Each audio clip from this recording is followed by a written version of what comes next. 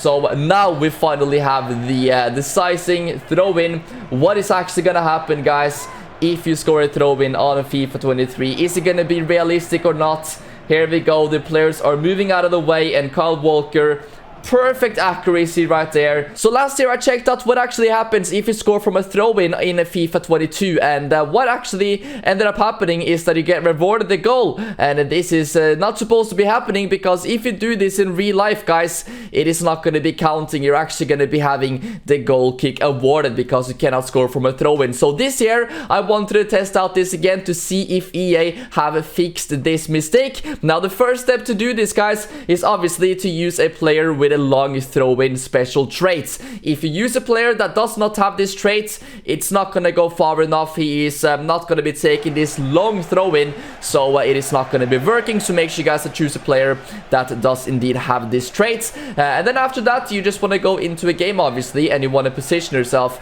in a decent area where it's not going to be too far out to score this throw-in. Now what I found out in the beginning here, guys, is that there was way too many players you know, in the box. You know, if I were to throw in, it would lock onto one of my teammates or something else would be happening. So I had to, you know, obviously figure out how we can change that. As you guys can see, it locked to my teammate right there, Harry Kane, and there was nothing really, you know, possible to score from a throw-in. So what I did is that I went ahead and got as many red cards as possible with the other team. Of course, I am using 2 controllers as well for this experiment. But I had to go ahead and obviously, yeah, do some red cards. So we got, you know, a few players off the pitch because I want as less players in the box as possible when I do take this throw-in. What else I had to do, though, guys, is that I had to position the players of the team that I was going to be scoring on. I had to get them out of the way. So I moved them around there, as you guys can see.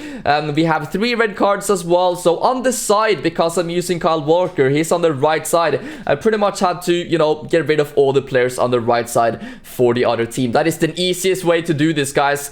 There might be a lucky way for you to still score a throw-in even if you have all the players in the correct positions stuff, but I think that would take a very long time and it would be very lucky. I obviously wanted to do this within you know, an hour or something. So as you guys can see, a lot of the players now from Wales have gone out of the way, but there is still a couple of players here, and the reason for that is because I still have, you know, my players from England. The team that I'm using still has all of the players in their correct positions. So even, you know, when I'm taking the keeper out and everything, I'm not able to aim with Kyle Walker, you know, good enough. It goes way too much to the side, or else it's gonna lock onto one of my English teammates. So what we had to do is basically move them around as well, guys. Harry Kane is not gonna be playing striker anymore. He is going down to the left midfield position. So yeah, I had to figure out, you know, the best possible way to do this. By the way, if you guys are enjoying this, drop a like on the video, subscribe as well for more experiments. Let me know what you want me to test out next in the comment section down below. But pretty much now we are moving these players around, you know.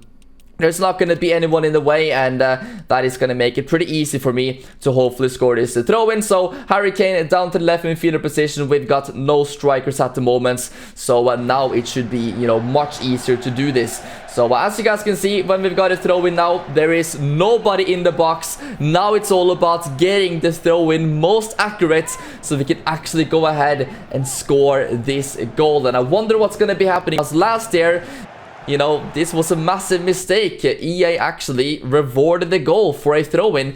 That is not what would happen in real life, guys. Yeah, a couple of more adjustments still, but you can see that it's definitely going to be possible now.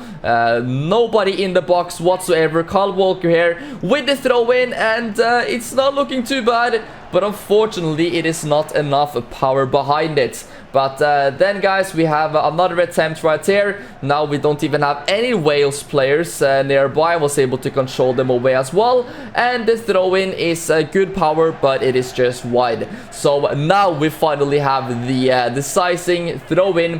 What is actually going to happen, guys, if you score a throw-in on a FIFA 23? Is it going to be realistic or not? Here we go. The players are moving out of the way, and Kyle Walker, perfect accuracy right there. He goes ahead and scores it. And as you guys, you know, might notice, there is no celebrations because it is not going to be counting. So this is absolutely massive news.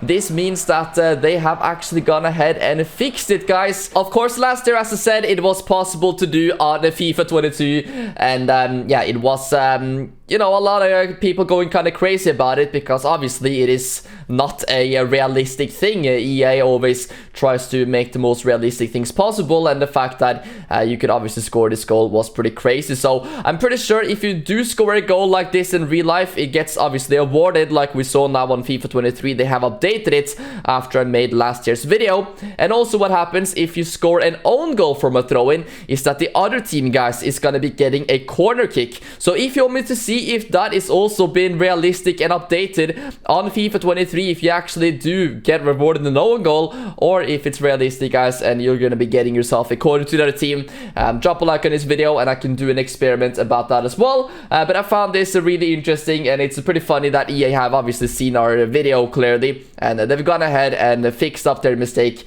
So now that is a pretty realistic thing in FIFA 23. Now there is still one more thing I wanted to do in this video, guys. Do you remember this old sort of you know, game mode we had in the journey back in FIFA 19? Now something really cool you can do, guys, which I don't think anyone has done before. You can change up the camera angle and just look at this. Drop a like on this video if you want to see this back in FIFA at some point. Just being able to do this on kickoff would be so cool, because this is like a football game from the 1960s. You can see like the, you know, the players are wearing you know, very old kits, shorts, everything like that. The scoreboards are old, you know, the fans in the stadium, everything like that.